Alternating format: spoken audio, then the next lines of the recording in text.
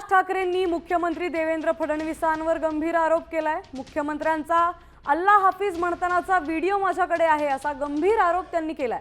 तर असे अनेक व्हिडिओज आहेत, त्याबाबत त्यांच्या प्रतिक्रियेनंतर ठरवेन असं विधानही त्यांनी केलंय।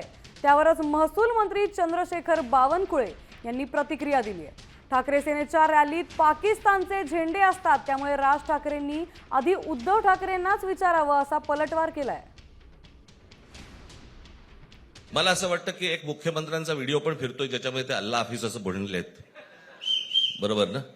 तर या गोष्टी त्यांनी सांगू नयेत। माझ्याकडे खूप व्हिडिओज आहेत।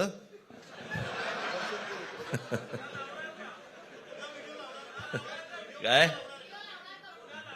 ते काय बोलतात त्याच्यावरती माझे व्हिडिओ तयार असतील। उद्धव ठाकरेचे उमेदवार जिंकले लोकसभेचे, या सर्व ठिकाणी पाकिस्तानचे झेंडे फडकवण्याचं काम रॅलीमध्ये झालंय, रॅलीमध्ये।